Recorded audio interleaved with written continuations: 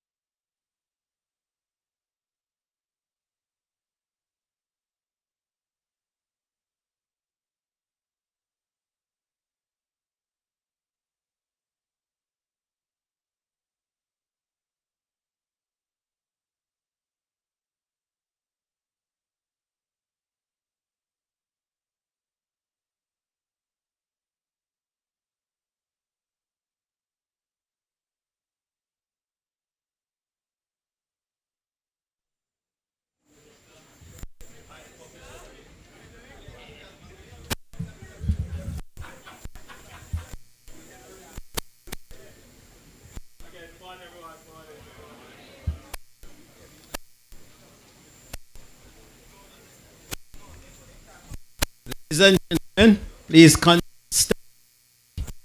playing of the national.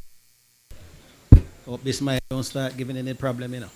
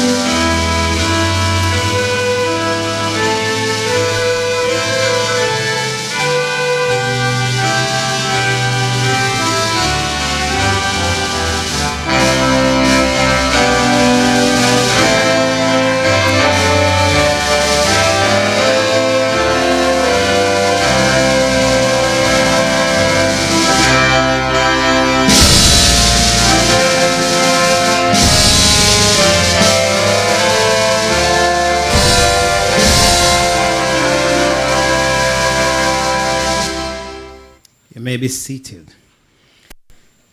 Ladies and gentlemen, it is my distinct pleasure to welcome you to what is truly a defining occasion in the landscape of national development.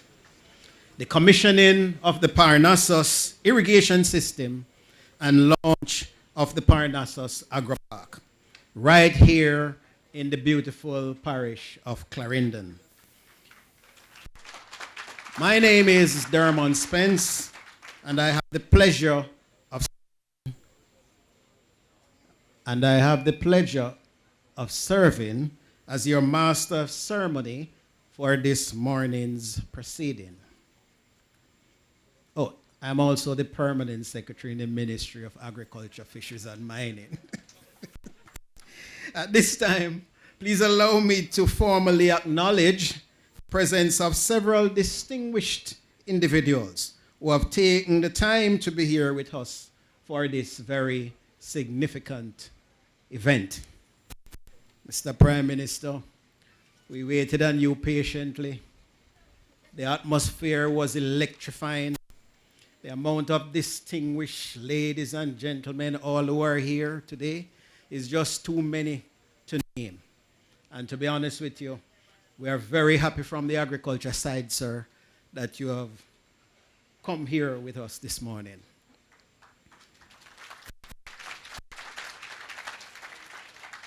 So his official introduction is our visionary leader, Dr. the Most Honorable Andrew Holness, Prime Minister of Jamaica. And you can give another round of applause for that. Her Excellency Judith Slater, British High Commissioner to Jamaica. Please make her welcome. Our hard-working and dedicated Minister, the Honorable Floyd Green, Minister of Agriculture, Fisheries and Mining. The Honorable Franklin Witter, Minister of State in the Ministry of Agriculture, Fisheries and Mining. Members of Parliament, Mr. Dwight Sibley's, Northern Clarendon. And Mr. Robert Chin, Manchester Southern.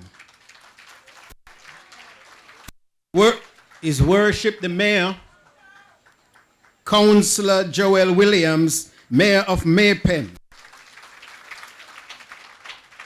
Mr. Darren Newman, Advisor to the Vice President, Caribbean Development Bank. Minister of Religion, Reverend Dale Evans Worry.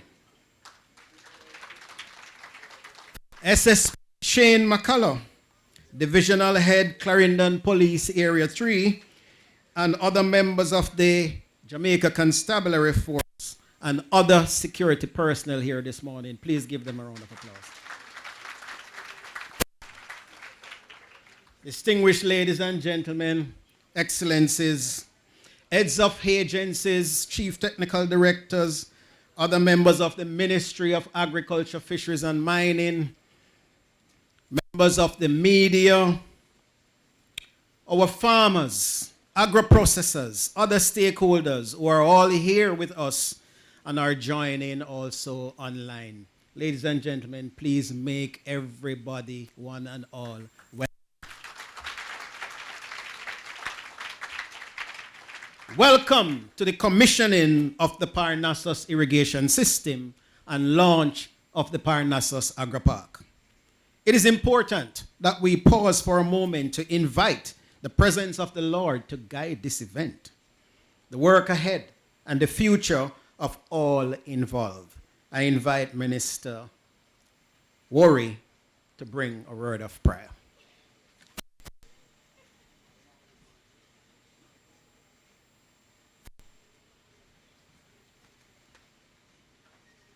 It's still morning, so we can say good morning.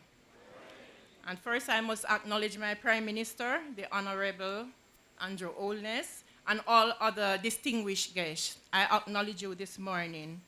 And, you know, I must say it's a pleasure. I'm just living outside here in Gimme Me Bit. That's where I'm living. And I'm pleased to be here this morning as we are commissioning the Parnassus irrigation system and the launch of the Parnassus Agro Park program. It's a wonderful program. I must say it's a great program by the government and leaders of Jamaica. And I hope it will be a blessing to all involved. Let us pray. Heavenly Father, we thank you for life, and we thank you, Lord, for this new day. As we gather today, our hearts are full of gratitude. Lord, we bring before you these government agriculture farms across Jamaica and here in Parnassus. We ask for your hands of blessing upon every seed planted, every worker involved, and every plan that is made by those who lead. May these farms not only produce abundant harvests, but also serve as channels of provision and hope for our communities. Grant wisdom to those in leadership and those who oversee the agriculture policies and programs. May their decisions be guided by integrity, sustainability, and a heart for the people. Strengthen the farmers and workers, bless their hands, keep them safe, and let them see the fruits of their labor. Let the land yield its increase. Let these farms become models of excellence, and let all those who benefit from them lift up their eyes in thanks to you, our Heavenly Father, the giver of all good things. We commit these farms, their workers, and their mission into your hand. Let your favor rest upon them, and let your provisions never run dry. In Jesus' name I pray. Amen.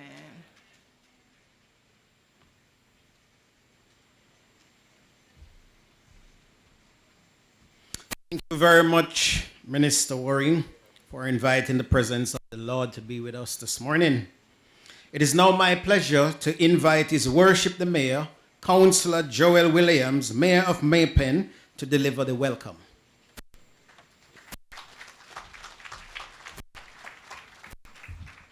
Thank you very much, Mr. Chairman. Mr. Darren Spence, JP, Permanent Secretary in the Ministry of Agriculture, Fisheries and Mining, the Honorable Dr. Andrew Holness, Prime Minister of Jamaica, Honorable Floyd Green, Minister of Agriculture, Fisheries and Mining, Minister Frank Witter, Minister of State in the Ministry of Agriculture, Member of Parliament Dwight Sibley's, Mr. Robert Chin, His Excellency, Her Excellency, Mrs. Judith Slater, British High Commissioner to Jamaica, councillors, councillors caretaker, other distinguished guests gathered here this morning for this momentous occasion, the launch of a very significant project in this part of Jamaica and ultimately in this part of Clarendon. Those of you who gathered here might not have known that the last time we had any significant project of this kind was during the 1980s with Spring Plain. Today, vision of the Prime Minister and the government of Jamaica has once again brought to this part of Clarendon this project that will suffice the development of our food production for the country of Jamaica and for the people of Clarendon. And by extension, will be providing the kind of opportunities that the farmers in this part of Jamaica has been yearning for since the downturn of Spring Plain. It is indeed a pleasure for me to welcome you, those of you who are here for the first time. I am pretty confident that this project will sustain itself and will bring the reward to the people and to the country and to the GDP of Jamaica that make us continue the prosperity that we need to make sure that Jamaica become the country of choice to invest. Without any further ado, I once again want to welcome you and ask of you, those who are here, to make sure that you will enjoy yourself, but by extension, the farmers who will be producing, I ask of you to do so with diligence, because Jamaica needs this kind of project now more than ever. Welcome you all. Thank you very much, and God bless you.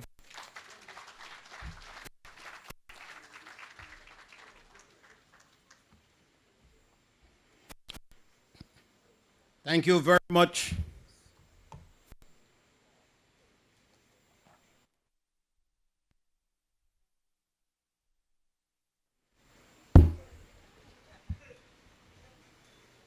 Thank you very much, Mayor Williams. From what you have expressed, this commissioning and launch is indeed a major step in the right direction for this community. We hope that it will bring you great future. At this time, we will be having two greetings from two distinguished ladies. First, we will hear from Her Excellency Judith Slater, British High Commissioner to Jamaica, followed by Dr. Darren Newman, Advisor to the Vice President of the Caribbean Development Bank. Please make them both welcome.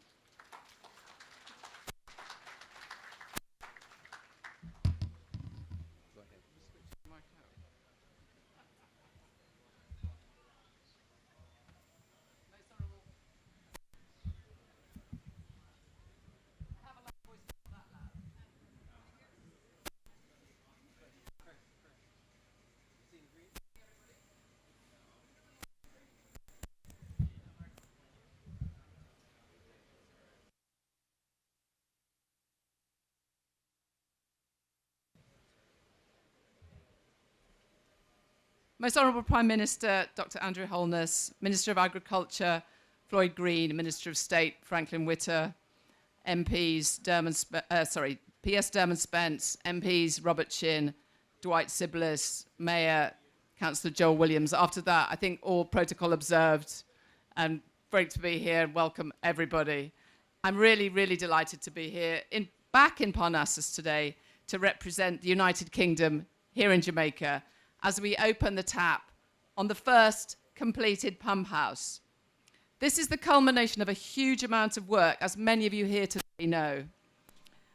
And it's the first of what I hope will be a number of celebrations, Minister Green is nodding, over the coming months as this project comes on stream. So that's at Amity Hall and Essex Valley, in addition to Parnassus. And we're standing in a place where once fields were difficult to irrigate, where access to technology was limited. Today, with innovation and partnership, we're opening the way to harvest opportunity, turning challenges into growth. And the UK government is proud to have funded this vital agricultural development project, which speaks directly to the needs of Jamaica. Through a grant of over £17 million, so that's 3.5 billion Jamaican dollars, from the UK Caribbean Infrastructure Fund, the Southern Plains Agricultural Development Project will make a real difference for farming communities in St. Catherine and Clarendon. This Parnassus Agro Park project in Clarendon is designating nearly 400 hectares of irrigated land to farmers and will be supplying nearly 9.6 million gallons of water per day, improving facilities for farmers to handle and store their harvests, and building 12 kilometres of new roads. And roads are so important, as we all know. But it's not just about building infrastructure. It's also about ensuring that support reaches those who need it most in an inclusive and equitable way, by strengthening the capacity of local farmers, including women, youth, and people with disabilities. And this was a key element of the project for both the UK and Jamaica, I know. And to that end, the financial criteria for leasing land have been made more flexible and generous for those that were here before. And importantly, a new matching grant scheme will be introduced to support low-income farmers, helping them to invest and innovate so they can grow more, earn more, and build more resilient livelihoods. As we all know, agriculture is the backbone of Jamaica's economy, and so this project is a really important part of the UK Caribbean Infrastructure Fund portfolio. The fund, which was launched in 2016, provides £350 million, or 72.3 billion Jamaican dollars, in grant funding across the Caribbean. But Jamaica is the joint largest beneficiary with an allocation of 11 billion Jamaican dollars. The fund's helping Caribbean countries build high-quality, climate-resilient infrastructure that will transform their economic growth and provide local opportunities while also having a positive social impact. So there are 13 capital projects in 9 countries, building roads, ports, water, sanitation systems, resilient energy facilities, and of course, these 2 agricultural development projects here in Jamaica, Southern Plains and Essex Valley. These were the 2 projects, when we consulted back in 2016, that were specifically chosen by the Jamaican government as the most highly valuable opportunities to transform agriculture in these areas, reducing farmers' vulnerability to climate change. And these projects are just 2 examples of the strong and growing partnership between the people of Jamaica and the people of the UK. So we're proud to stand here alongside Jamaica today in pursuing our shared goals, promoting growth, improving security, and building resilience to natural hazards and climate change. So I want to say a huge congratulations to the government of Jamaica on completing the first part of this project and for its collaborative and participatory approach, which has ensured strong community engagement throughout the project implementation. And we commend the National Irrigation Commission for your leadership on the project. And we particularly thank our partners, the Caribbean Development Bank, for providing oversight on delivery of the project and providing additional financing. So many congratulations. This is a day of celebration, and I look forward in the months ahead to seeing the other projects come on stream and having more such happy days of celebration. So thank you very much indeed for being here.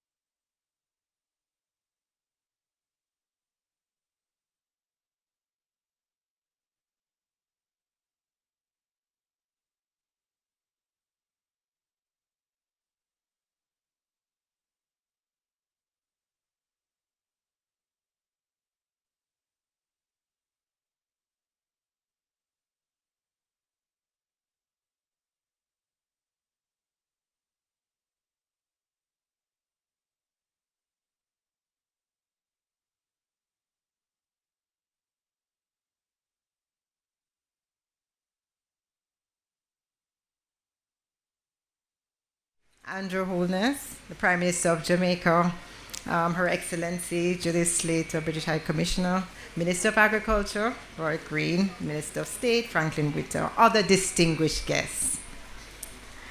Firstly, allow me to convey a heartfelt apology for our Vice President of Operations, Mr. Isaac Solomon of the Caribbean Development Bank. He's unable to join us today, but I am here and I will do my utmost best to represent the bank ably. First of all, I'm so glad to be back in Jamaica, my home country, and it's with deep pride and renewed purpose that I join you here today for the official opening of the Parnassus component of the Southern Plains Agricultural Development Project. And we see this as an initiative that strengthens a major step forward in Jamaica's agricultural transformation. But it's more than commissioning an irrigation system. Of course, it's the realization of a shared vision of a food-secure, climate-resilient Jamaica. This project emerges as a critical inflection point, you'll all agree, for Jamaica and our region, as climate change accelerates and trade dynamics shift. Our food systems face unprecedented pressures. The investment today is accordingly of high potential to help Jamaica navigate those challenges. Today, we continue a journey to sow seeds of resilience, innovation, and prosperity with a view to building a more resilient food and nutrition security systems for generations to come. To our partners, the Government of the United Kingdom, we express our profound appreciation. Your investment through the Caribbean Infrastructure Partnership Fund, the UK CIF, exemplifies a shared visionary development cooperation. That funding has brought us here today, as we just heard, and as we prepare to deliver climate resilient infrastructure, modern irrigation systems, and renewed opportunities for farming communities like this in Clarendon. For CDB, the Caribbean Development Bank, this is also a reflection of shared values and a joint commitment to sustainable and inclusive economic development. Ladies and gentlemen, here in Jamaica, this partnership extends beyond Parnassus. Of course, you just heard about similar investments, Essex Valley, and we have Amity Hall. And they're catalyzing a transformation of Jamaica's agriculture sector, addressing water security, climate adaptation, market access, human capital development. And these signal a recognition that, our climate resilience and food security are not peripheral concerns. Just to add very quickly that this is in very, very close alignment with our agriculture sector policy. First, climate resilience is a main pillar, and the system today is built to ensure functionality amid shifting rainfall and extreme weather events. I'm sure we're going to hear more about that. There's also inclusive development. True progress is measured not only in an increase in production and sales, as we know, but the improved lives of our farmers and other people in the communities. And there's a targeted matching grant scheme. Financing will be provided to smallholder farmers with a focus on marginalized and economically disadvantaged individuals, including women and youth, to enhance their capacity. I want to say that Jamaica this is a reaffirmation of our unwavering commitment to Jamaica. You're 17% of the bank's shareholding, so you're a vital member of the bank and a key driver of our shared regional agenda.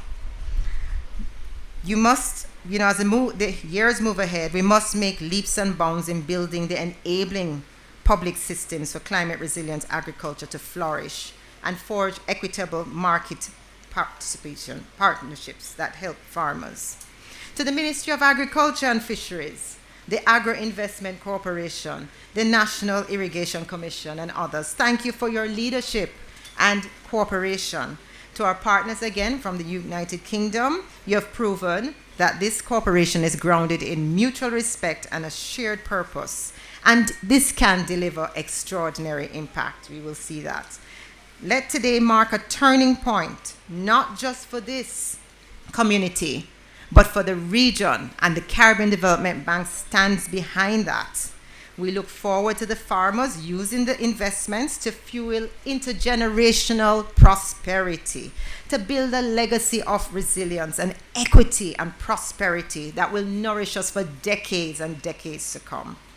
Thank you so much for making this investment a catalyst for a more food security Caribbean, one farmer at a time. Thank you and congratulations to all involved. Bye-bye.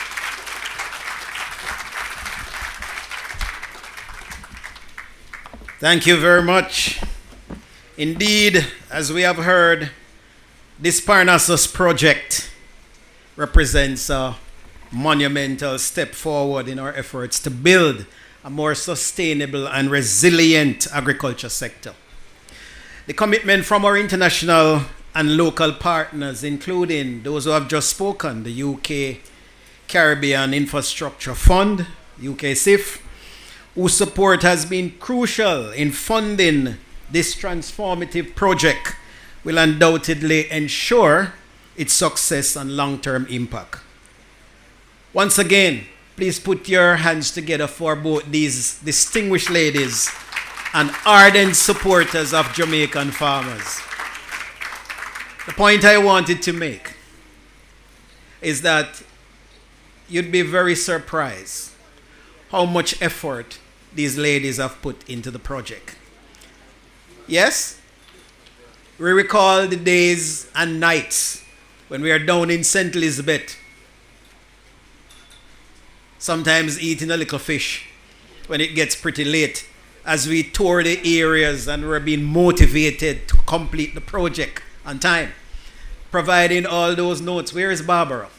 PIOJ. Boy, she likes to hide around the back, but I can tell you, a tower of strength and support around there. Please give her a round of applause in making all these inward missions happen like clockwork. To the entire team from the UK CIF and the CDB, our sincere thanks. Ladies and gentlemen, at this time, we are pleased to be entertained by a talented young man. He's a creator who is very poetic. He's very skilled, and he used poetry to amplify and celebrate the Jamaican culture. Please join me in welcoming Mr. Corey Rhymes. Mr. Rhymes, where are you? Please make him welcome.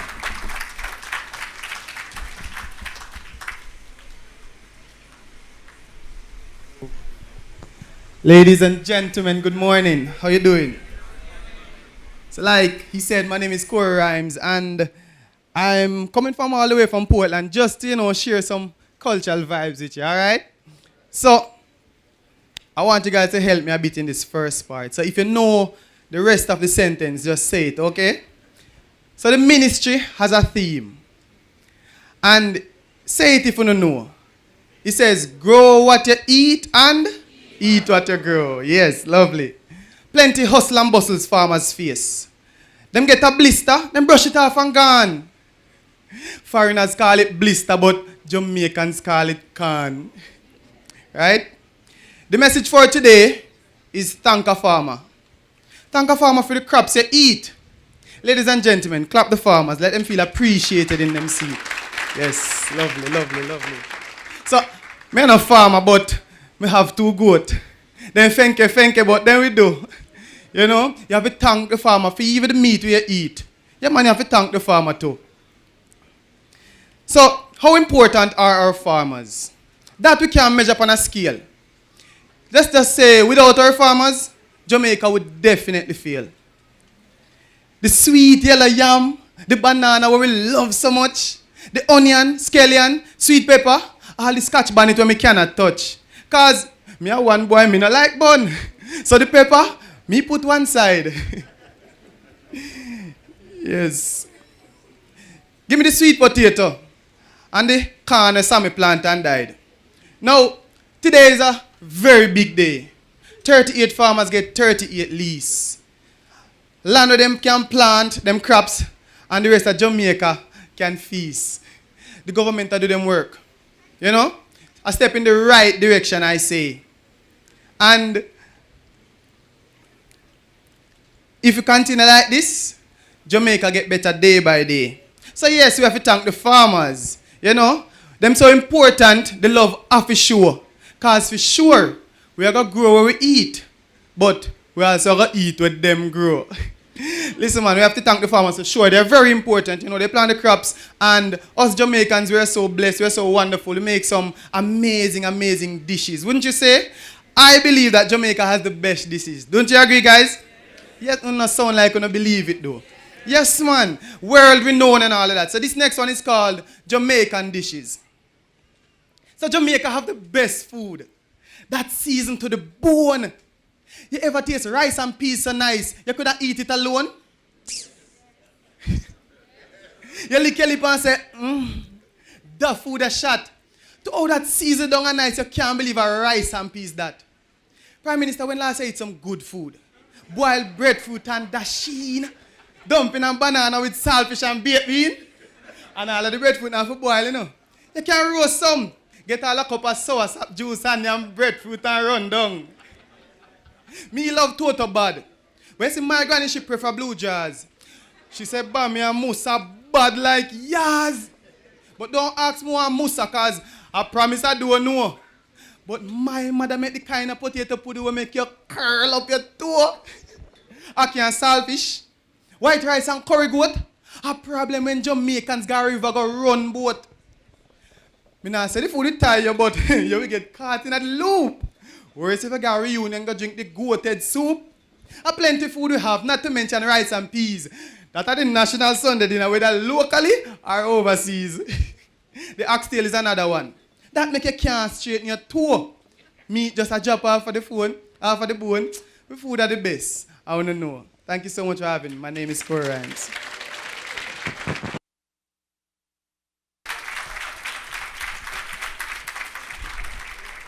Thank you very much, Mr. Rhymes. Please give him another round of applause. Your piece was beautiful. It captured the essence of agriculture and its vital role in shaping our culture, boss. We're very, very happy to have you here. It is now my distinct pleasure, ladies and gentlemen, to introduce a leader whose vision and dedication have been instrumental in the advancement of Jamaica's agriculture sector. His efforts to drive the transformation of agriculture, fisheries, and mining, ensuring that projects like this one, the Parnassus irrigation system and the Agro Park here, comes to life and have a lasting impact on our communities. Please join me in welcoming the Honorable Floyd Green, Minister of Agriculture, Fisheries and Mining.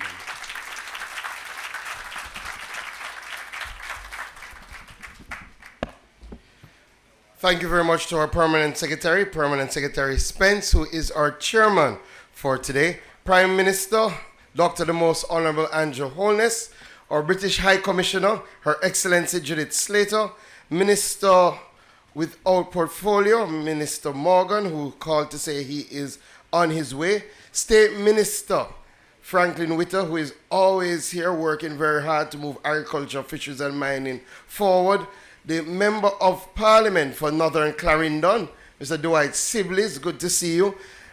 The Mayor, Councillor Joel Williams, I'm happy that you reminded people that the last time we had something like this in agriculture was in the 1980s. I wasn't born yet. I wasn't born as yet. CTD, Courtney Code, and other members of the Central Ministry team, of course, are friends from the Caribbean Development Bank. I love when they're here. It means the money is here.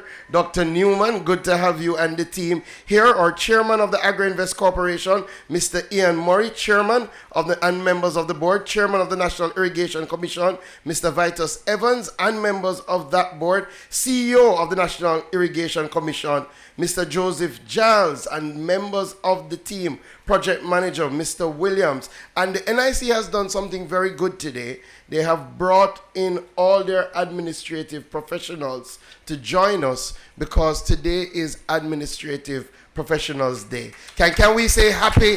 Yeah, give them a big round of applause. Our CEO of the Agro Invest Corporation, Mr. Vivian Scully, and members of the Agro Invest Corporation team. I know our JAS team is out here, led by President Dobson and CEO Grant other heads of agencies. RADA is here, our parish manager from RADA is here, and other parishes, the RADA team is out here. Members of the media. I'm doing all of this so the Prime Minister doesn't have to do it. Members of the media, farmers, agro-processors, PIOJ is also here, and we have to, the PIOJ is also here. They did a lot of hand-holding to ensure that we could be here. The Hard Trust Emily Park team is here, and they have to do a lot of work in relation to training here. Ladies and gentlemen, the most important people here are, in fact, our farmers. So, good morning, everybody. I really do stand here with immense pride and joy as we commission the Parnassus irrigation system and launch our Parnassus Agro Park. This is extremely important to us in agriculture because we know that for decades farmers have faced tremendous challenges with water and access to water, and tremendous challenges around tenureship of land. And I see Mr. Chin sits here feeling very proud because he is in Southwest Clarendon, and a number of the farmers who will benefit are from Southwest Clarendon. So today we will not only be commissioning the irrigation system, but importantly, we will be issuing leases to farmers so they will have the tenureship they need to invest and drive their own wealth creation. This is part of our Southern Plains Agricultural Development Project, which, as you heard, comes by way of the UK Caribbean Investment Infrastructure Fund to the tune of £17 million. And you would have heard from the High Commissioner.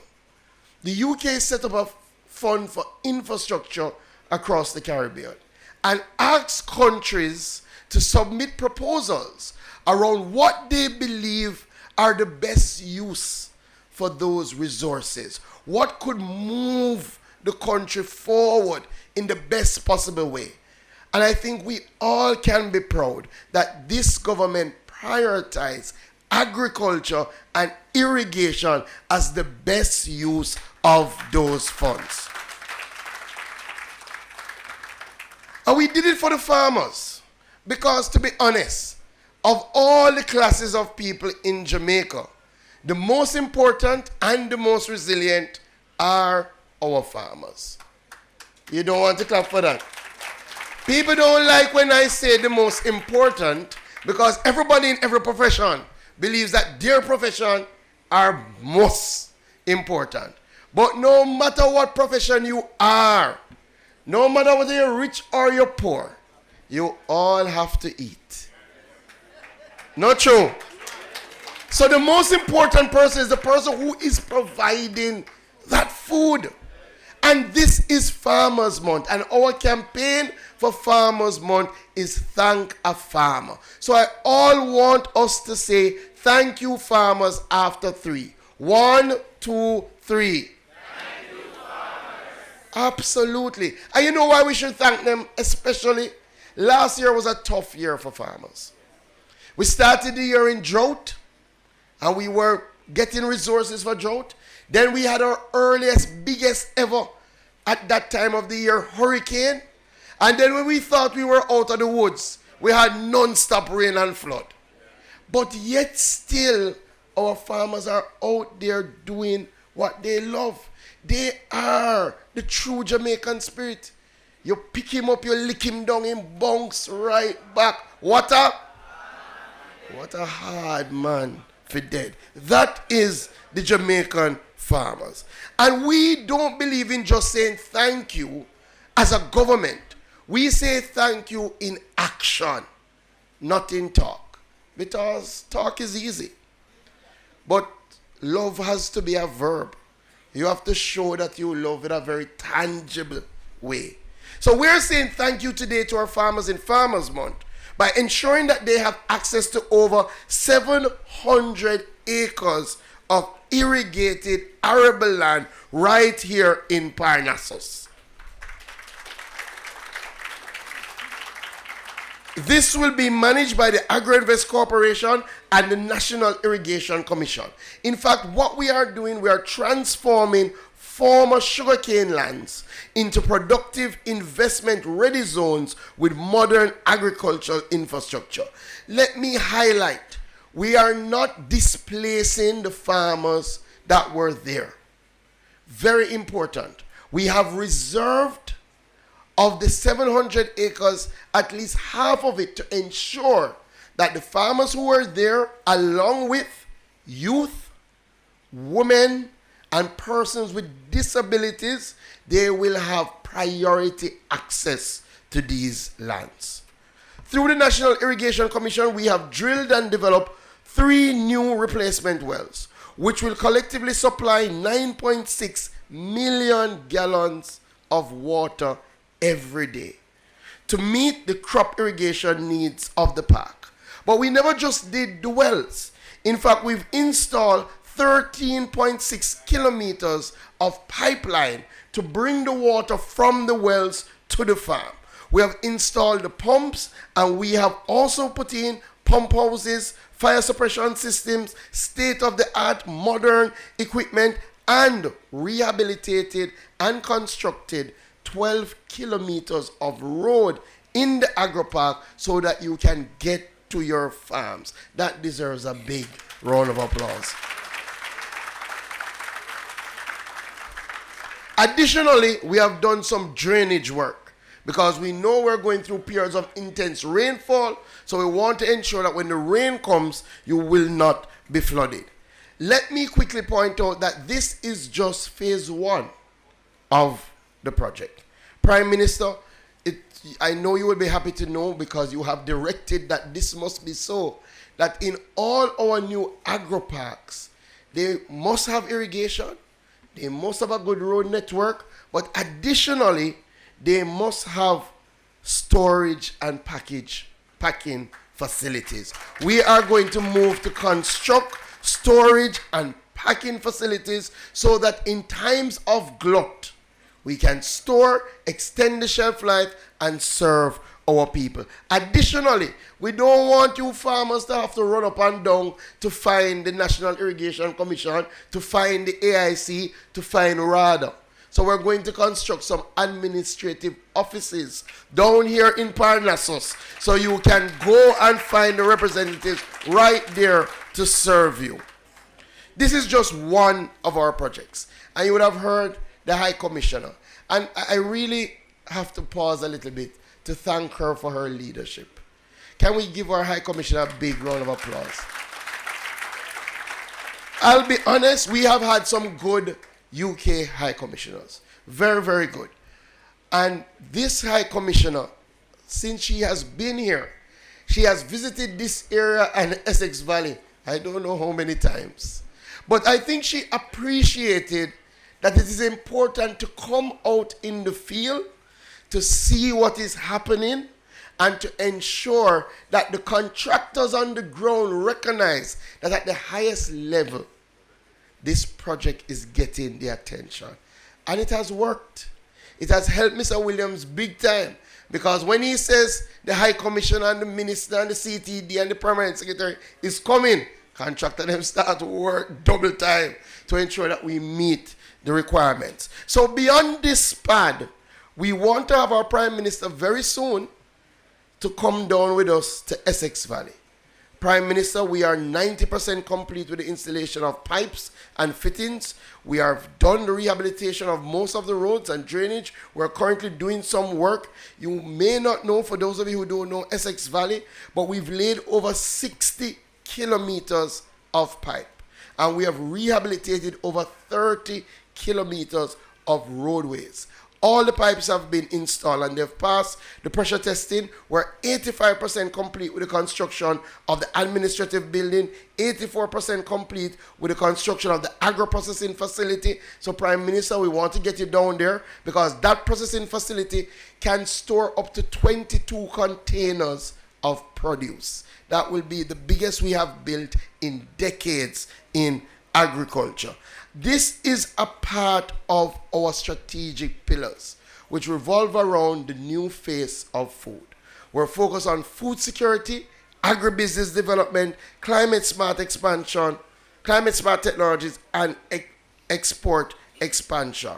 But not just in talk, in action. This is about expanding domestic production. This is about creating jobs and providing opportunities in farming, in logistics, in agro-processing. This underscores that this government is serious about driving food security and driving agriculture. On the other note, I have to commend the teams from the Agro Invest Corporation and from the National Irrigation Commission. These are the biggest agricultural projects, Prime Minister, that we've ever undertaken. And a lot of people thought that we would not have the capacity to get it done. And I have to single out Mr. Williams, our project manager. He doesn't like this, but stand so the people can see you.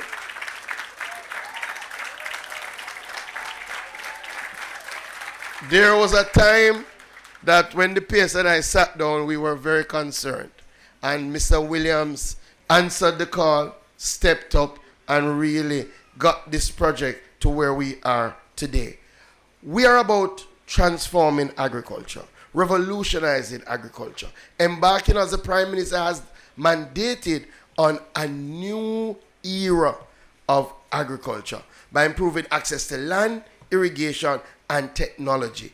We are always about putting Jamaica first and ensuring that in everything we do, we choose Jamaica by creating a more food secure, resilient Jamaica. This is only the beginning.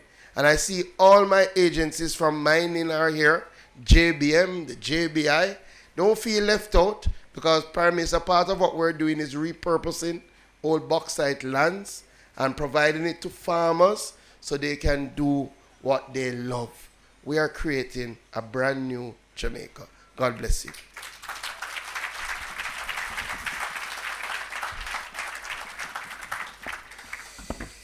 Thank you, Minister Green. Very impactful, very inspiring. Please give him another round of applause. You know, Honorable Prime Minister, before you came this morning, when I arrived, a farmer walked up to me. Mr. Spence, the Prime Minister come for true? So I said, yes, he wouldn't make a promise and we wouldn't set up all of this. He's not going to be here. Him said, that is good, Me just want to know, say, income, Me just want to know, say, income. You know, if you do this more than just come true, So I said to him, I bet you did not know that the Prime Minister is a farmer himself. He said, I didn't know that. Well, I said, yes. His father is a farmer, currently very active in St. Elizabeth. The Prime Minister has his own greenhouse and is very, very keen on technology application in it. Water timing and all kind of thing. It's a serious matter. It's mango season. Some of you don't know, but Prime Minister, I'm pleased to advise, it's $5,000 a dozen. You could be supplementing your income from right up there. The only thing I'm asking you, let me get one for taste this year. I tell you, I'll say one more thing, All of this that you are seeing here looking so nice, it's a facade. Prime Minister, this is truly a facade. So when people say you go and you turn on water, you do a thing and then the thing vanish after, I'm guaranteeing that this will vanish. Because where you are, ladies and gentlemen, you are on a farmer's plot. All of this tent, all the marl that you see lay down there will go shortly. When you come back here, it's going to be crops.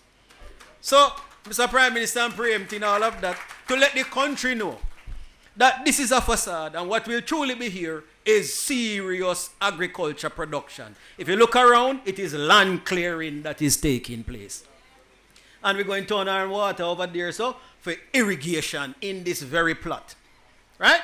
So, this is a facade, but it is truly a facade before the genuine and real purpose for what we intend to have here. Now, ladies and gentlemen, I know you have been looking forward for this moment. And I've already spoken about the Prime Minister's presence. So, he's a visionary. consistently steered this nation towards growth and prosperity, a champion for the farmers, a champion for the poor, whose leadership has been pivotal in guiding Jamaica's journey through what? Challenges and opportunities. So, ladies and gentlemen, please put your hand together and make welcome Dr. the Most Honorable Andrew Holness, Prime Minister of Jamaica, to deliver the keynote address.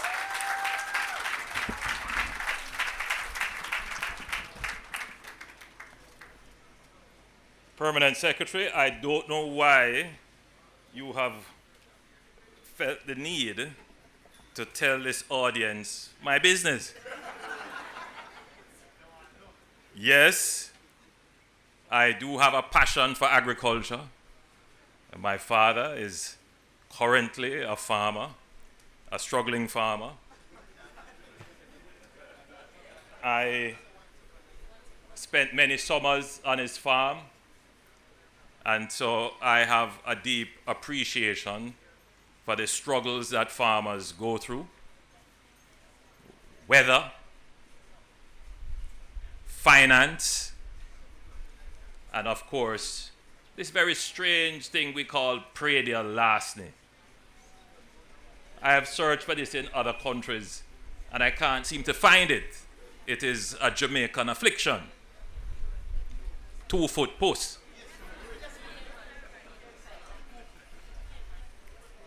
So I was very pleased as I entered the facility when I spoke with the senior superintendent in charge of the parish, who told me of the amazing reduction in murders and violent crimes, over a 49% reduction since the beginning of the year.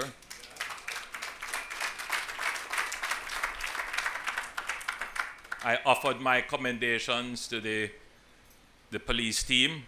They have done an amazing job. But I commend you, the citizens of the parish, because your own cooperation is also important in the reduction of violence, and I encourage you to continue to cooperate with the strategies and policies of the government and with the tactics of the police in reducing these murders.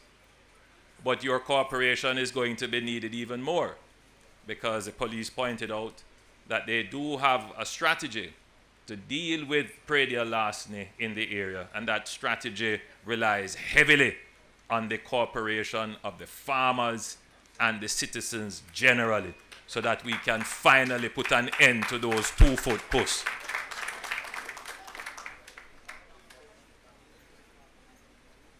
Minister Green, thank you for bigging up everybody, but I must big up our British High Commissioner. When David Cameron was the Prime Minister, he visited Jamaica sometime in 2015, and he launched the Caribbean Investment Fund. You see how long ago that was? I was then leader of the opposition. I had an opportunity to meet him, and this was part of the discussion. So I'm very happy today, in 2025, 10 years after, to be able to turn over to the farmers of Clarendon this agro park. Jamaica has about 40% of its landmass which could be considered arable, meaning you can farm it. Of that, presently, only about 15% would be irrigated. 15%. With this and Essex Valley, the Southern Plains Agricultural Development Project, SPAD it is called, we will probably get close to 20% of our arable lands irrigated. That's still not enough. I want you to consider what that means. It means that you can only exercise some degree of control over your agriculture in only 15% of your arable land.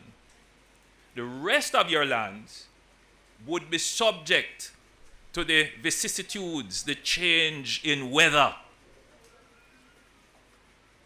So the output, the productivity that you would like to get would be subject to climate change issues, weather issues, and that's not good for sustained agriculture.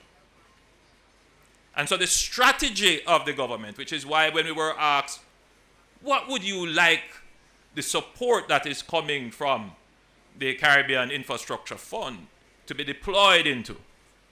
We said, let's put it into making our agriculture resilient and sustainable. Let's build infrastructure that mitigates climate, weather, and other factors. And so that is what we're doing here today. This is a big thing. Now, we have another big project that is being worked on. Minister Green pointed out that the last time the Minister of Agriculture did anything of this magnitude, which would be Spring Plains, he wasn't born yet. Well, to give you a sense of the generations, I was.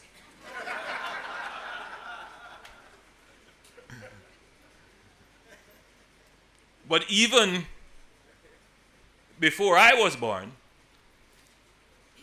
the politician after whom I was named, Michael Manley, had the idea, he posited the idea, of harnessing the water from the Black River to irrigate the Pedro Plains. That was 50 odd years ago. It wasn't done. I'm pleased to say that we are well on our way to doing it.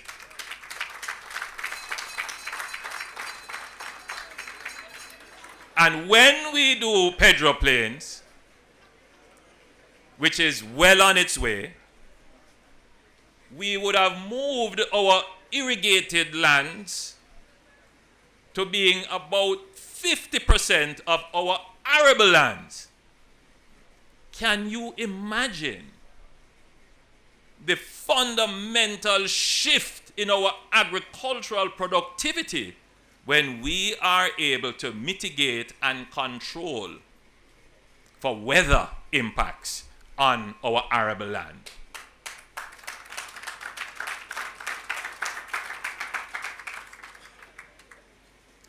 That's fundamental. But this is not the kind of achievement that voters celebrate, unfortunately.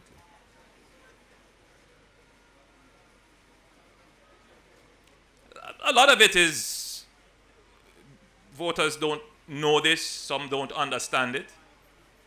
But the farmers who have been practicing mulching for decades in southern St. Elizabeth, because that is how they mitigated the weather effect, when they now have reliable water that is coming from pipes and irrigation systems that they can plan in advance, they will see the transformation. And what the average voter will see is far more foodstuff in their supermarket shelves and in the Coronation Market and in Linstead Market and in all over. But what they will also see is a stability in price. So this will have an impact on the cost of food.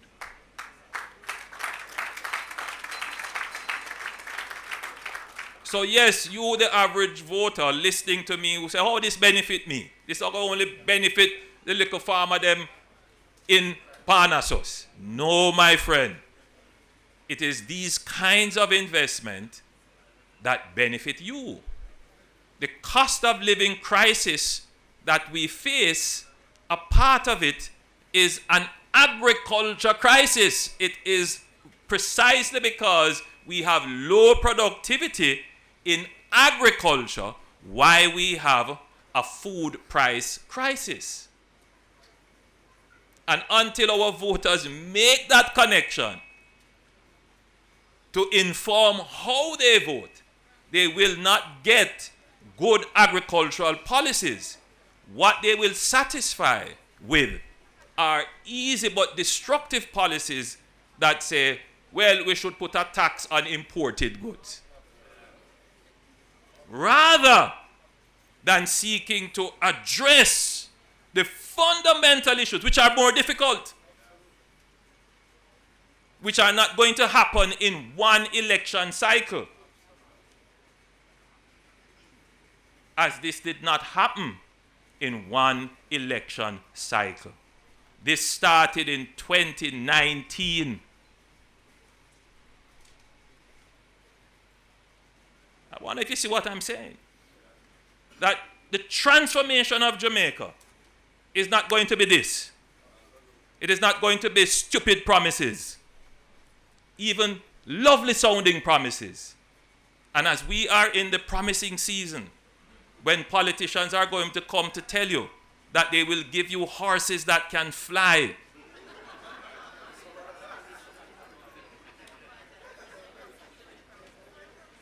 the worry is not the politicians who are going to tell you that the horse that they are selling can fly. The worry is the voter who believes.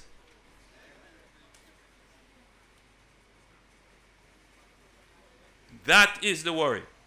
And therefore, as a politician, who, yes, I will come with gifts on mules,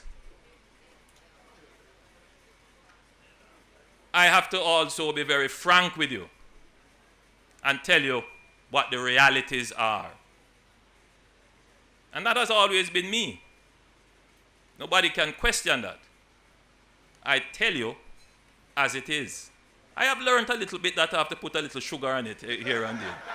I have learned.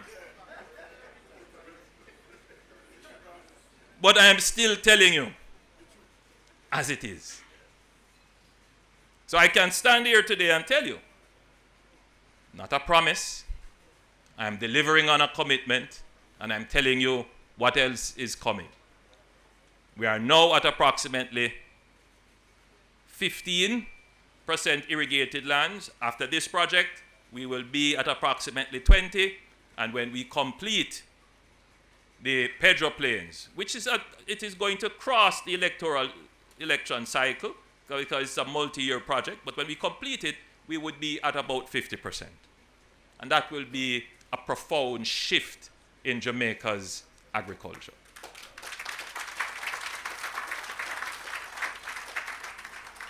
So I could very well end my presentation here, but my speechwriters would be upset. So it is my great pleasure to welcome you to the official opening of the Parnassus Agriculture Agro Park, an important step forward in our ongoing mission to transform agriculture in Jamaica. Today, we not only celebrate the commissioning of critical agricultural infrastructure, but we also recognize its role in my government's pivotal, or rather my government's pivot towards inclusive, sustainable, and climate-resilient growth in rural agriculture. Today, we are planting the seeds of resilience and opportunity. This agro park represents a future where Jamaican farmers are empowered, communities are revitalized, and our country moves closer to a competitive and climate-resilient agriculture sector. Agriculture is not just a pillar of our economy, it is the foundation of our national food security. As global supply chains face increasing pressure and climate change threatens traditional productive systems, it is more important than ever that we as a country can feed ourselves. A strong agricultural sector ensures that our people have access to affordable, nutritious food, even in times of crisis. It reduces our dependence on imports, shields us from external shocks, and creates the conditions for real independence, economic and social. In a world marked by geopolitical tensions, rising energy costs, and unpredictable commodity markets, food security is now a matter of national security.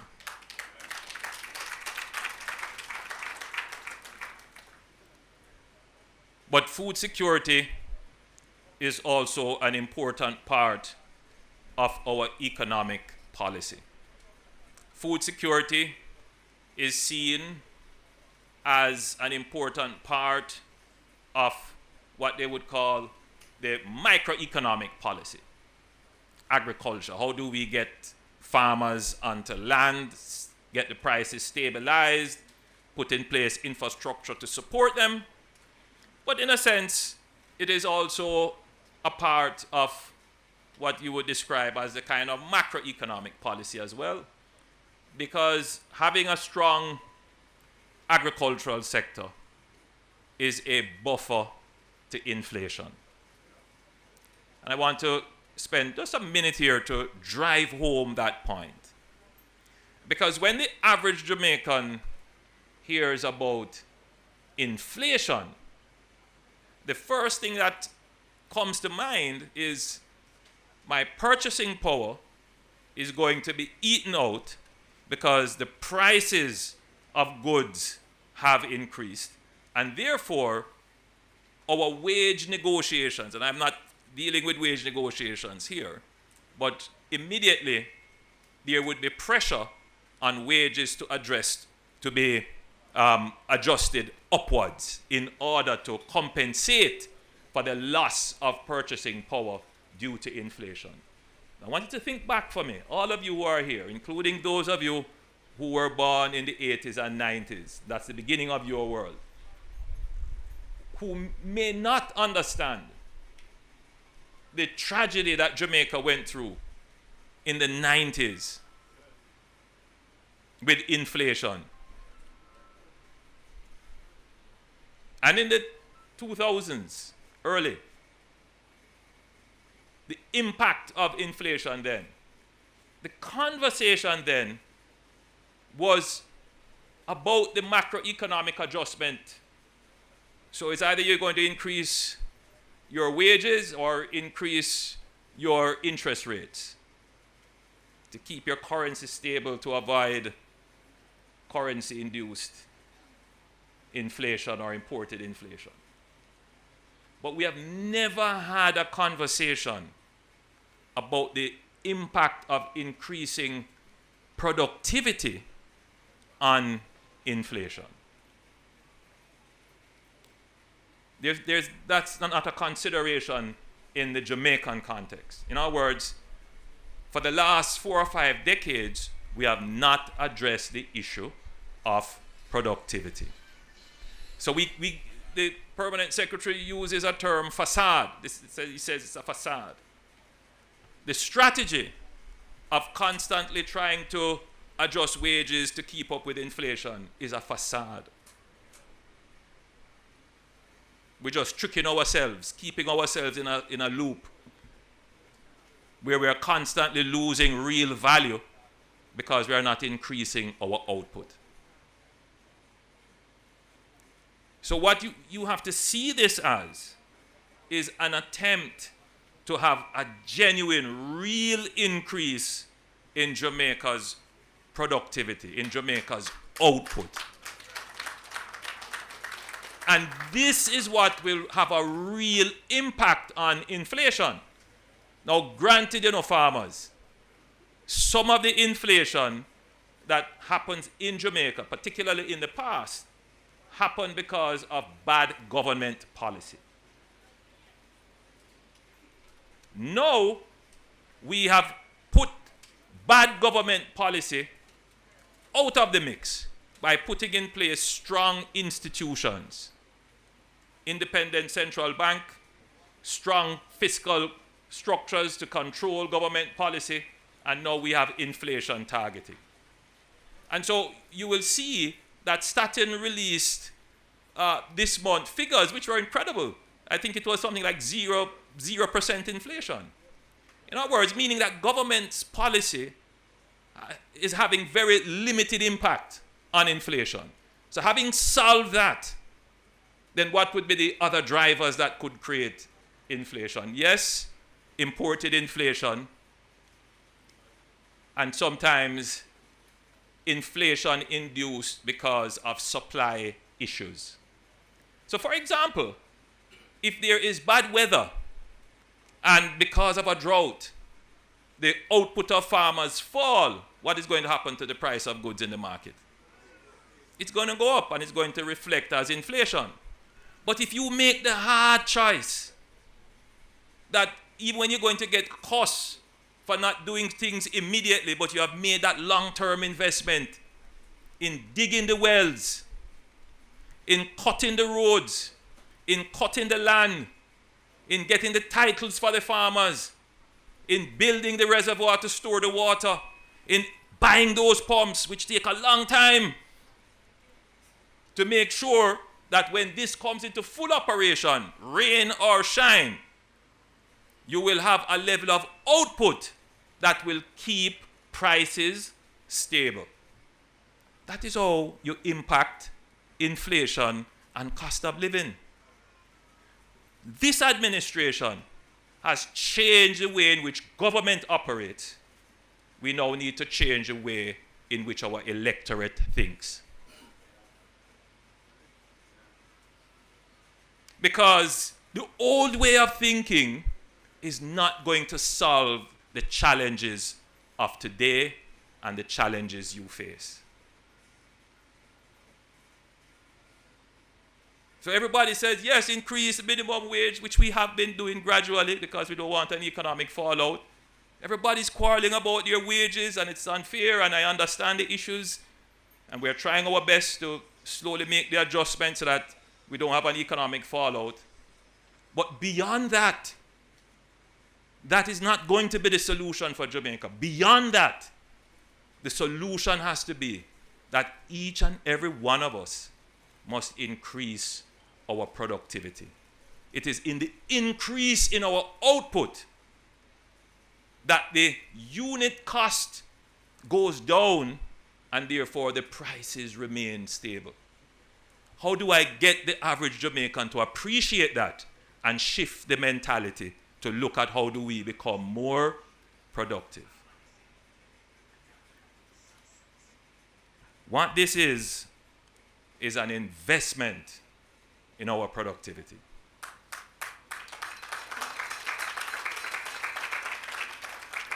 Every farmer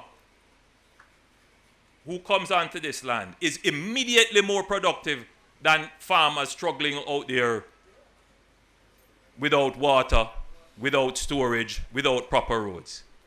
And so the objective of the government, Minister Green, if he were released to tell you the discussions that we have in cabinet, he would know how much beating him get. To get these projects going, to get them out of the ground. Now, I'm not saying here I'm 100% pleased, because I do recall several conversations, even with former ministers, about why is this project taking so long? It shouldn't have taken this long. And as I look at it on reflection, this project is 2 years late. 2 years. Why? For another reason that I have said, Jamaica must address its public bureaucracy.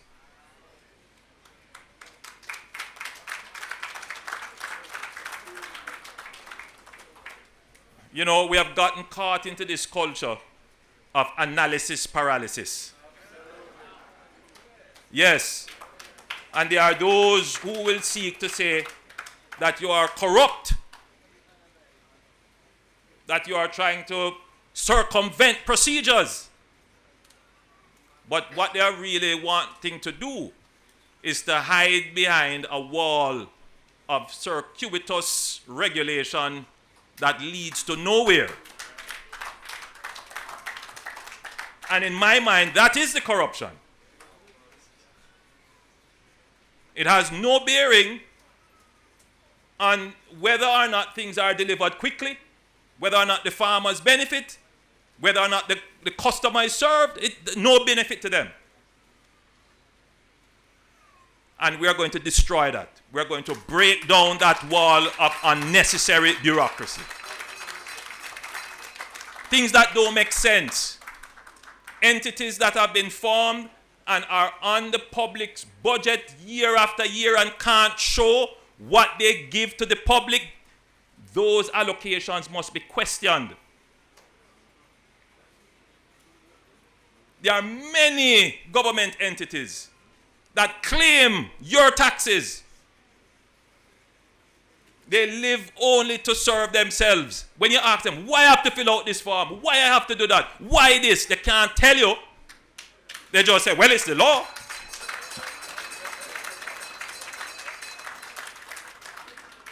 And for those who are quick to be critical, just sit down and listen.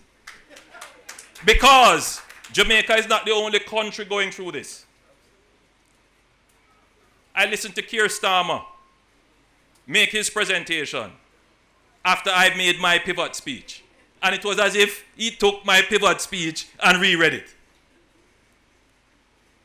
And he made sweeping changes, or will make sweeping changes, spoke about the NHS, spoke about digitization and other things. But it's not just Keir Starmer. I mean, I don't want to draw on Doge in the United States.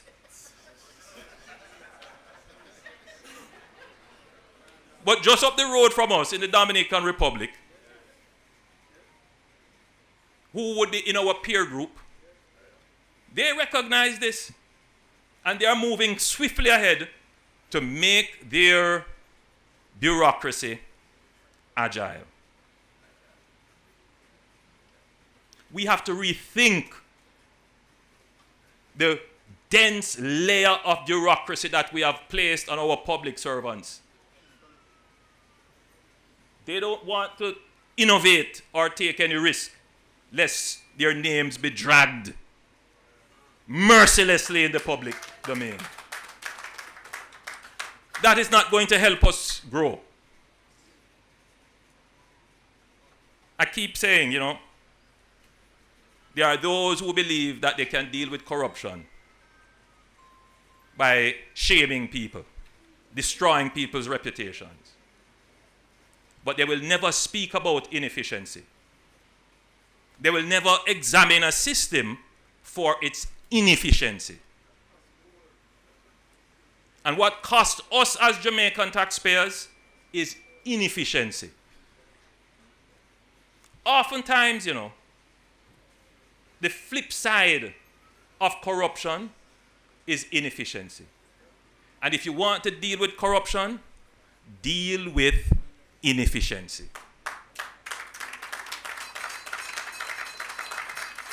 Treat with the systems that move slowly. Treat with the systems that have circuitous regulations. Because in systems that are efficient, there is no room for corruption. Because efficient systems, by definition, are transparent systems. So when we talk about addressing the bureaucracy of Jamaica, we want to make our bureaucracy transparent. We want performance to be evaluated so that you can see and match effort to outcome. So that there is no secret veil that separates someone's effort versus outcome.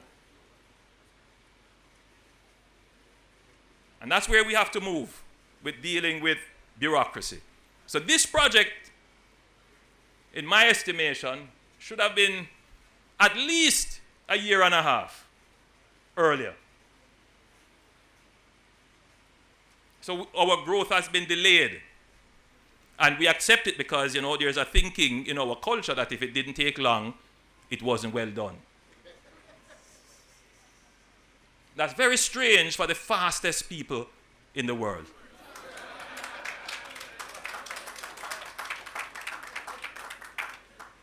So, Kristalina Georgieva, the head of the IMF, she made a presentation recently speaking about the global challenges as a result of the emerging trade conflicts. And in her presentation, which I thought was very sobering and very thoughtful, she said that she is not expecting that there will be a recession. However, she is expecting that there will be a slowdown, and they will probably come out with revised figures for global growth. And she is also expecting that there will be some inflation, but no hyperinflation, which is, I think, a reasonable expectation. But bear in mind that is just an outlook. It all depends on the moving parts that we cannot at this time predict where they will go. But she also said that when these major changes are happening globally, it is the small countries that are impacted the most. Small countries are impacted the most. Jamaica has been this way before. In the 70s, there was a global move to increase oil prices. Again, many of you were not born, some of you were there, but how you appreciated what was happening, you may not have had this perspective on it. But countries that control an important global resource, oil, OPEC, decided that they would come together and control, or rather increase, the price of oil internationally. And that led to massive economic dislocations in Jamaica, precipitated a debt crisis for Jamaica. How did we maneuver ourselves in that period of time? And the truth is that the impact from the 70s and the 80s followed us through to now. Are we any different today facing these global changes in international trade than we were 40 years ago, 50 years ago, when global oil prices changed? Is our economy any different? And I will say to you that the fundamental principle of this government is that Jamaica must be economically independent. Michael Manley had his own way of saying it.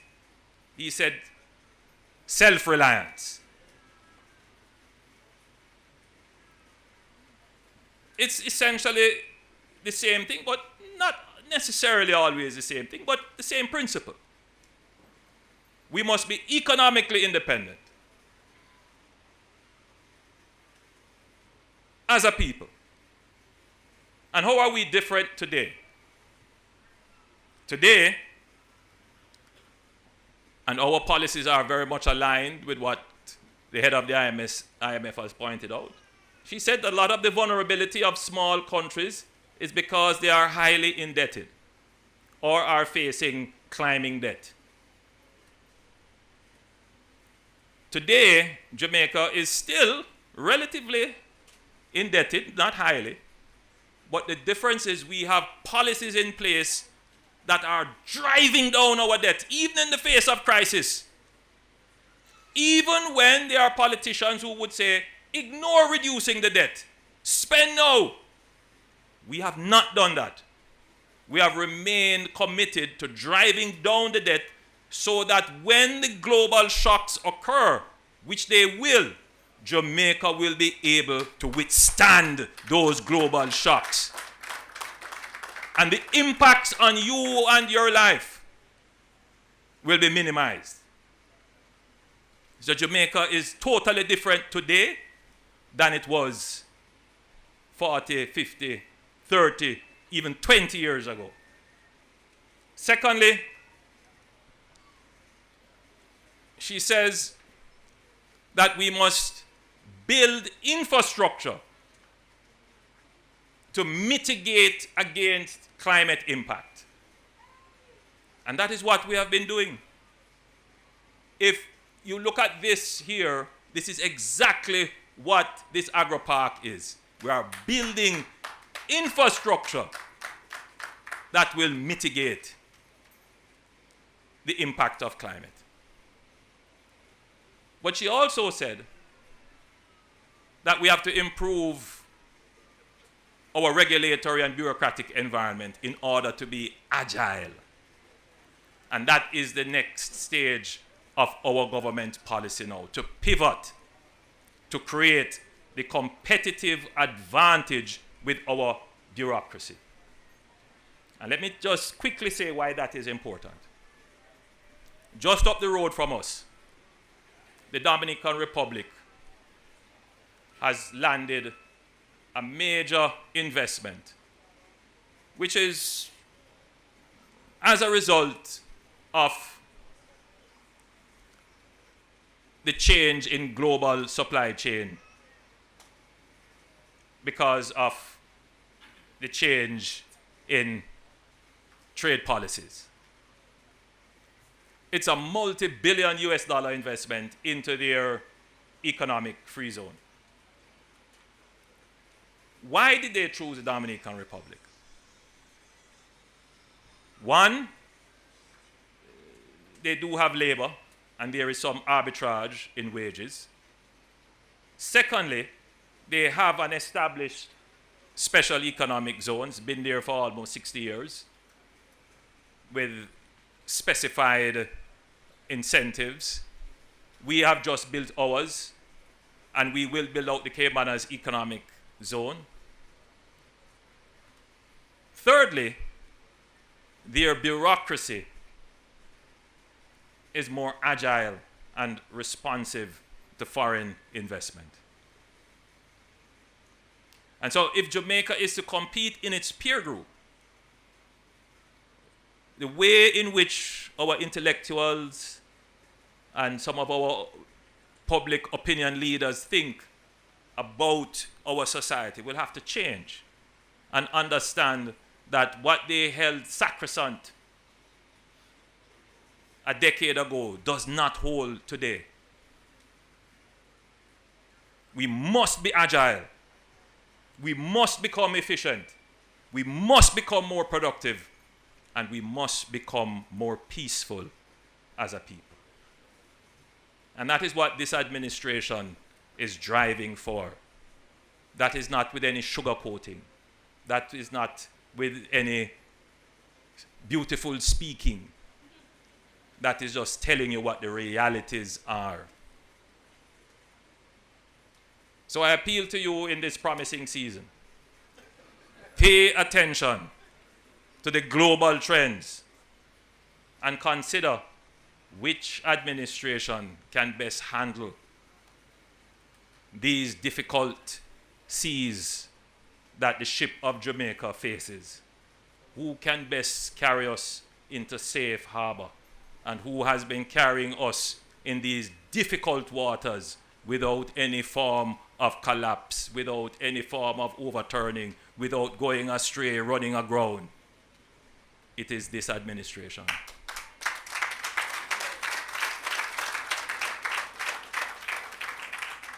And so every week, this has never happened in the history of Jamaica. Every week, I'm in the field doing this, handing over a major project, turning on a water supply, housing scheme, everything we're doing. Because we have been a working government, not a promising government. We are a working government. We are delivering to the people. And we do it bearing in mind that our development must be inclusive. You have approximately 700 acres here at Parnassus, an old sugar plantation. This was sugarcane lands.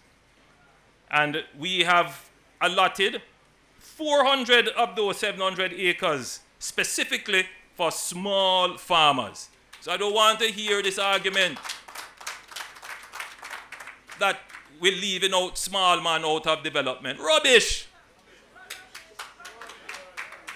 Everything that we do, we think about every sector of Jamaica. So we're making sure that our small farmers are incorporated and included right here at Parnassus. And then, out of that, we have allocated certain acreages for women, youth, and persons with disabilities. This is what development looks like. So, it therefore, and I should also say that there were some persons farming here before. And we sat with them. Some of them are here. And we said to you, look, you are farmers. We love you and respect you, but we know you're not the chaka-chaka business. And I know you're not comfortable in a chaka-chaka business. You want to be properly recognized. And so they made sure to give you proper lease arrangements. Some of you went to Hart and got trained. That's how we take care of our people. Yes. So, 240 farmers were trained. Yes, so, that is what growth and development and inclusive government looks like. So all them a talk and I call up my name. Them can't get me out of the game.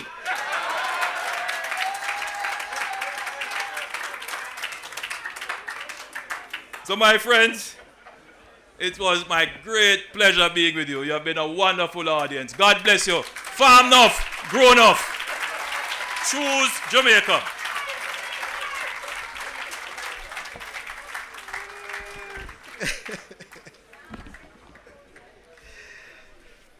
Thank you, Prime Minister Holness. Please give him another round of applause. Lessons in social living and economics presented in a very simplified, pragmatic way. You can't miss it, It's like 000 in economics and in management. If you want to learn how to run a country, you can listen to the Prime Minister. I bet all of you feel empowered like you could go and run it yourself.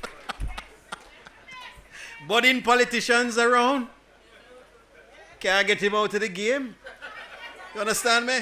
Work with it. Work with it. Prime Minister, at this time we want to hand over the leases that you mentioned, because after that kind of speech, there's nothing else to do more than to make the farmers happier.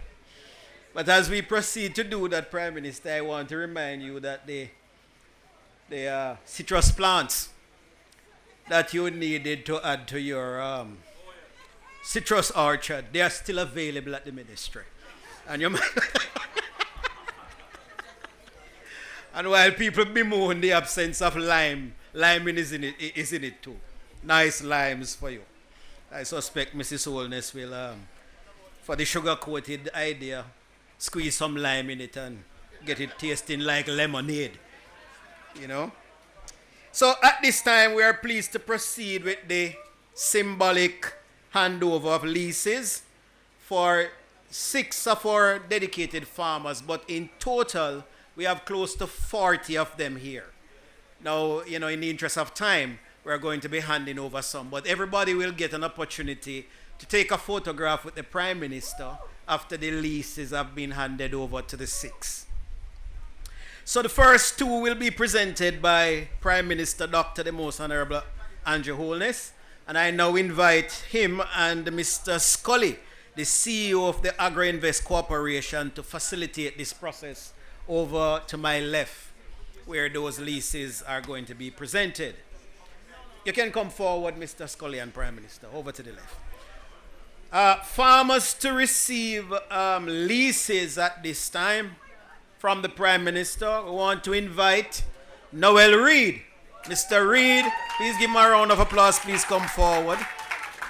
He occupies 12.34 acres of the Agro Park, and he currently growing cash crops and tubers. Mr. Reid was an informal farmer on the lands for over 10 years and has since been formalized. Please give Mr. Reid a round of applause.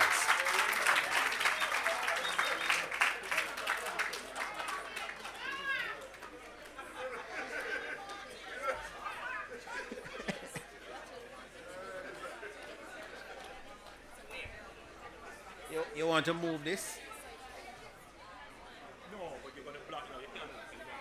Yeah. Yeah. All right. Next up, Chanel Henry, 29 years old. She occupies 93 acres. Oh, his father. Her father. The lease will be collected by her father, Mr. Vendris Henry. But his daughter occupies 93 acres, which she plans to use for orchard crops and pepper production. Miss Henry is a new investor and a beaming example of youth maximizing on the opportunities to excel in agriculture. Thank you very much, Prime Minister. Yes. Farmers to receive leases from the Honorable Minister. Please come forward, Minister Green. We want to call on stage here Mr. Roy Martin and Keone Smith, who have joint lease to occupy 6.13 acres of land, and they are also in the business of cash crops and tubers. Both of them, please give them a round of applause.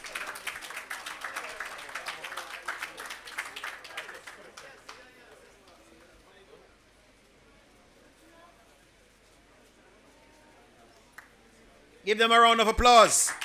We also want to invite Colleen Walker and Anita Facey, another joint lease, but they occupy 11.5 acres of land and are also in the business of cash crops and tubers.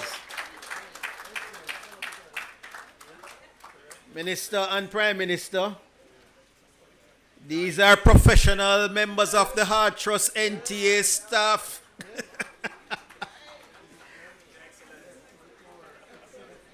Supplementing income like you, Mr. Prime Minister. In farming. Thank you very much, Minister. We now invite our State Minister, Honorable Franklin Witter. And we are going to be asking to join him on stage Julian Crooks, Israel, operating on 6 acres of land. She intends to grow Scotch bonnet pepper, sweet potatoes, and sweet corn.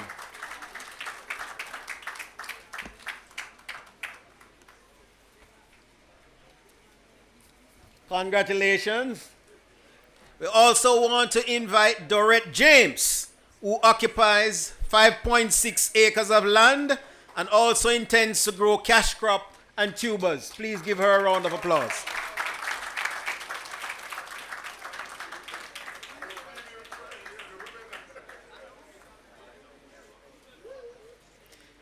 Great. Please give them all a round of applause. Gentlemen, you may take your seat. Now, we have heard from our leaders and stakeholders, but it's important that we also hear from the people at the heart of this initiative, our farmers. And so at this time, we will hear a response on behalf of the lease recipients and the wider farming community. Please welcome a proud farmer and one of the beneficiaries of today's lease handover, Miss Anita Facey. Let us receive her warmly as she comes to share a few words.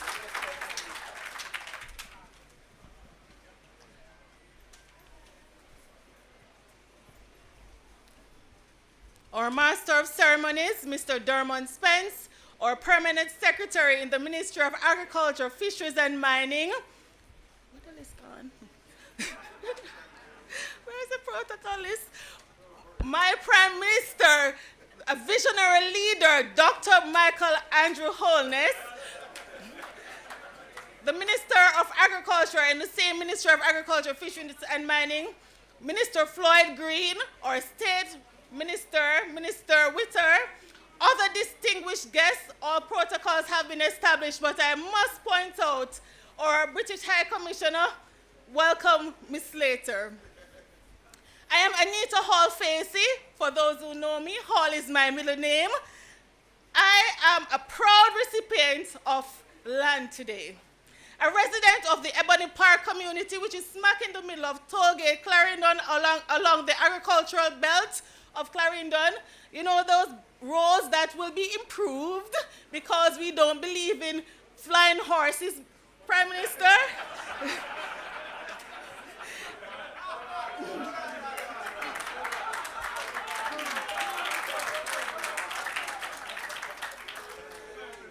Yes, it is with humility that I stand here today on behalf of my fellow land lease recipients, expressing appreciation to the Ministry of Agriculture, Fisheries and Mining, the British High Commission, the Agro Investment Corporation, the National Irrigation Commission, and all the other key stakeholders and agencies who have provisioned us the opportunity to access not just land, but also a new start for Jamaican farmers. Ladies and gentlemen, this is not just about land ownership. It is about empowerment, prosperity, economic stability, and the future of our nation. Land is not just a physical asset. It is a cornerstone of economic development, social stability, and cultural heritage.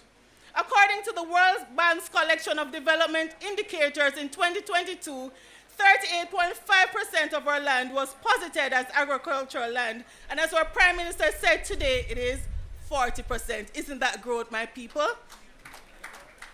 This lease acquisition is not just documentary evidence, it is a gateway for Jamaica to achieve its Vision 2030 Sustainable Development Goals. While we strive to mitigate the paradigm shifts associated with climate change and food security, the lands that are now in our possession will be used for three key areas. Firstly, to increase the nation's gross domestic product via sound entrepreneurial practices. Secondly, to reduce our food importation bill. So firstly to say, Jamaica aims to reduce our food importation bill by 25%, and we can say that today we are well on our way, as this is aligned with the initiative of CARICOM. Thirdly, social stability. The sense of land ownership fosters a stable and cohesive society whilst promoting the development of our communities. As a proud co-owner of 11.5 acres of land, the property will be used by myself and Ms. Colleen Walker to produce cassava. Ladies and gentlemen, we need to produce cassava. My grandmother used to make me ring the clock in the night when I should be studying for CXC. I don't have maths now, even though I am an educator. But nevertheless, that's not why we're here. Right? So, as part of this cassava production, there will be fiscal opportunities, not just for my fellow landowner and myself, but also for Jamaica.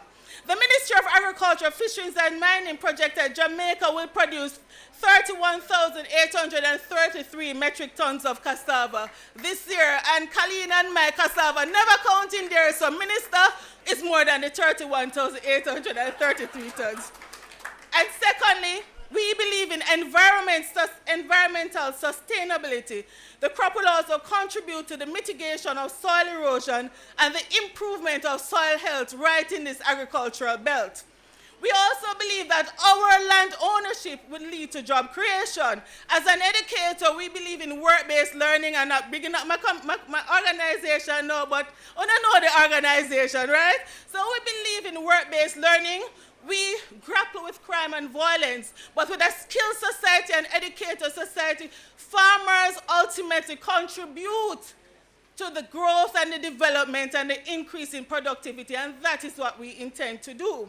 We will also be reducing our health bill, because when we have good food, we have good health, and we look nice, and you notice those of us who were born before the 80s, how we look, all right, because of good food, right, Prime Minister?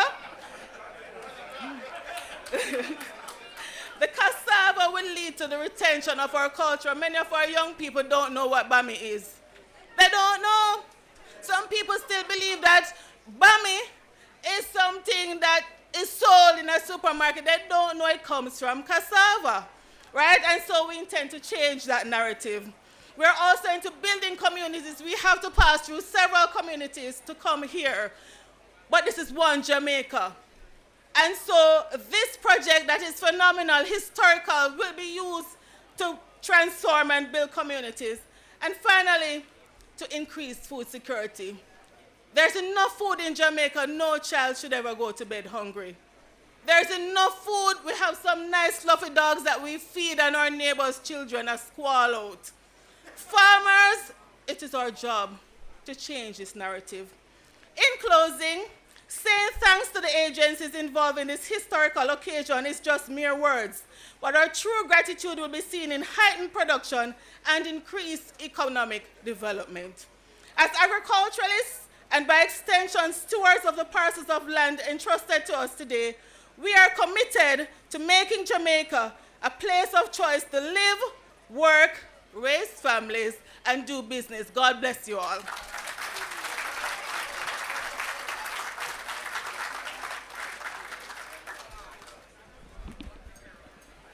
What a day. What a day, what a day. Glorious day. Please give her another round of applause. And you plant cassava, Miss Facey, and you're headed into the hurricane season, like we're about to go in now. I'm going to give you a little piece of advice, which I didn't get. But if the hurricane is coming, seriously coming, you can just prune the cassava, and it will just recover immediately. Now, nobody never did tell me that when I did worry about the hurricane burial that came. And so I lost 20 acres. Can you imagine that? 1 acre survived, and off that 1 acre, I think I made $1.5 million. Yes, 1 acre survived. So, Mr. Prime Minister, when I recommend farming to you, you understand that you're talking to a farmer too.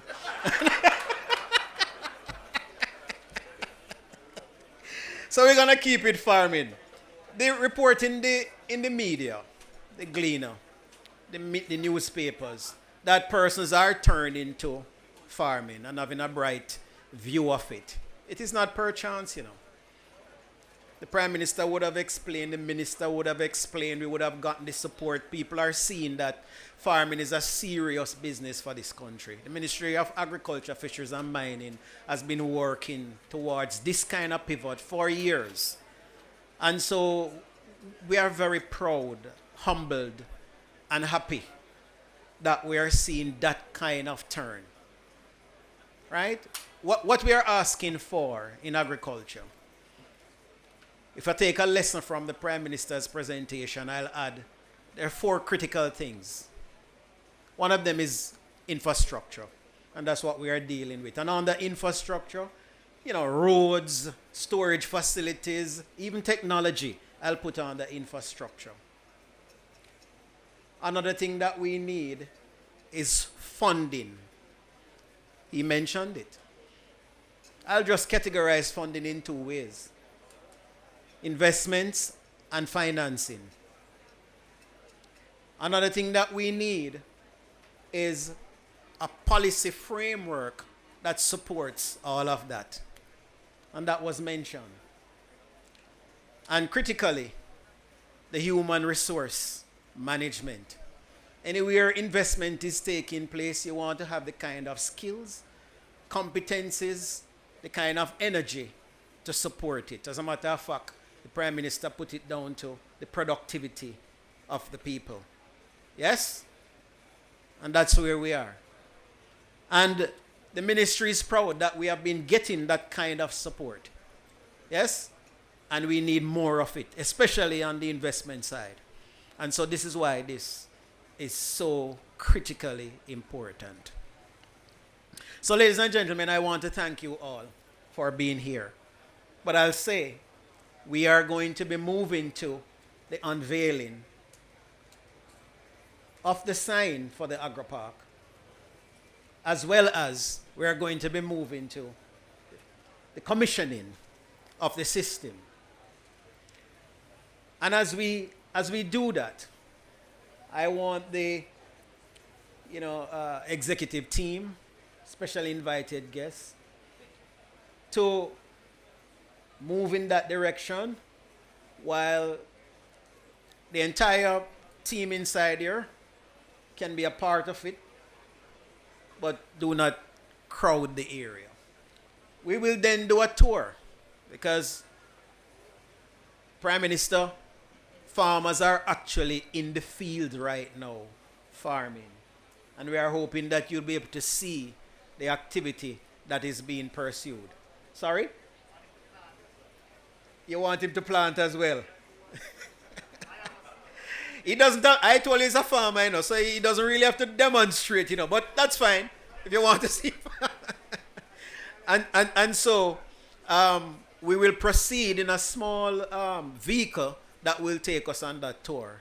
Refreshment is provided. And so while the small team, go on that tour to look at the actual field out there, you will be refreshed. At this point in time, therefore, I would like to ask the Prime Minister to come forward, as well as the Minister, as well as Her Excellency Judith Slater, and invite all the recipients of leases to come on stage here for a photo op. Please ask the farmers who have received leases, all of you now, to come forward and take a photo with the Prime Minister.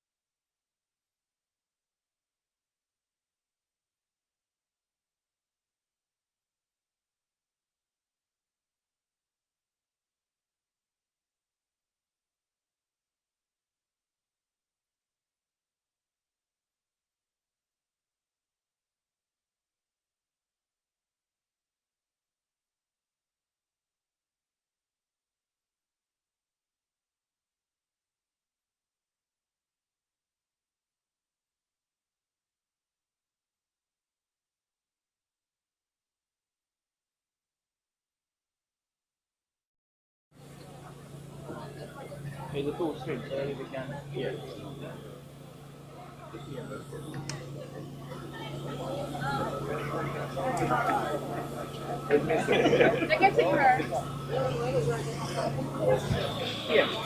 they're trying to get the pipes in the shots as well. Yes, I'm asking if everybody can just come on this side, please. So do I need to untie this? Sure, I'm still trying now. Possibly go wrong. Yeah, still right now. They pull it down, sir. Alright. Alright.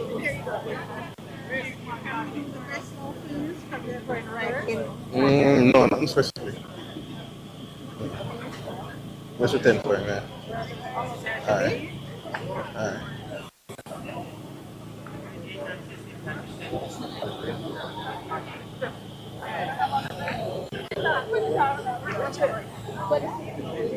What?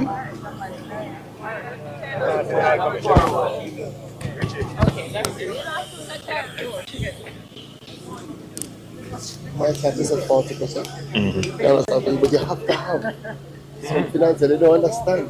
It's business. It's not. You know, because what you used to have is production. Just keep us.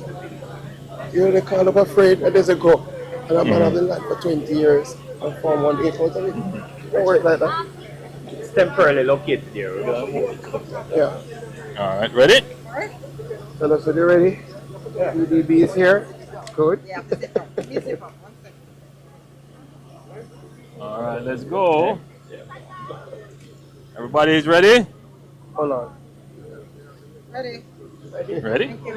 All right, after 3. Everybody's ready? We go after 3. Ready. All right. 1, 2, 3.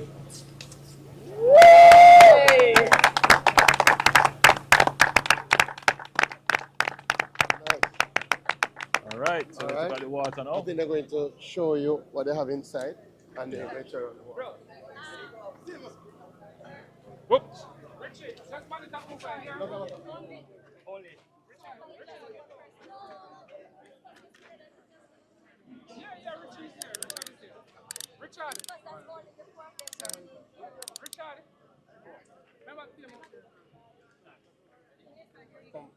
No, but let the media go first. They're there. It's fine.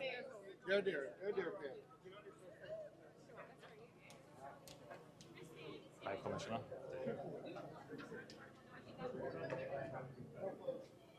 This is Mr. Giles, who is in charge or CEO of the National Irrigation Commission. Frank. Good morning again. Frank, So we have, see right here. so we have our variable frequency drive. This is the electrical component that it start, but it is an energy saving device. So what it means is you lift up load, it ramp up. So what it does, so if you're just serving 10 farmers, that is the amount of water that it will take and the energy. If you're serving 100, so it's an energy saving device. It have up to something over 40% of what a normal is. So we have the power supply. We want you to start this. First person start it officially. So this is the power supply. Let's say this I lift that up. You just spin that gun through. So then yes, this one. So which this one? This one. This one. So High Commissioner, I give you the privilege. Please go ahead. Spin, yeah. Here we go. All right. So we're just gonna go outside now. So where the water is going.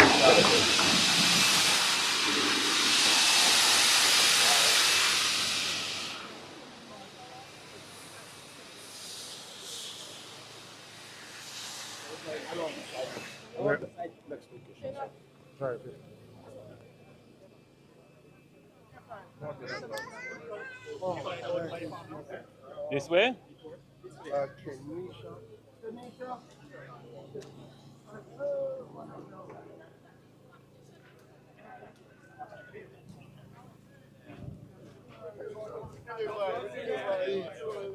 So this is the hydrant part now.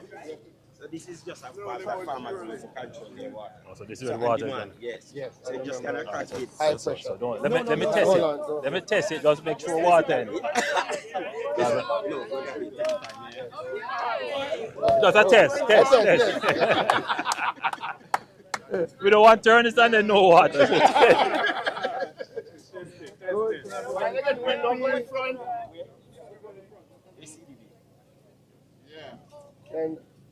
Come in, where's CDB? Come on this side. Wayne. Come Wayne.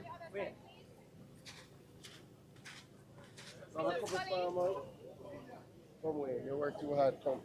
So our goodly permanent secretary had said that the stage and the tent was a facade, and that after the event is over, that will be removed, and the next time you see this place, it will be in full agricultural production. Well, let me tell you that this is not a facade. Yes. When I turn this pipe, this valve, you will see water. And this water is what will be the basis on which the agricultural park will flourish.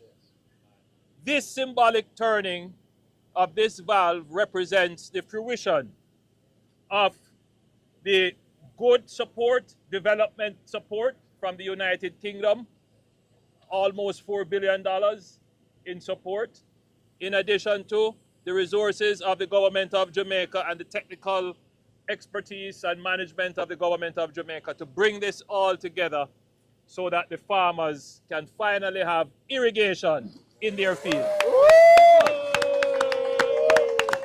All right, so we're not going to waste it. Very good. Excellent. All right, so you're going to look at the agro park. Yes. Right. Yeah.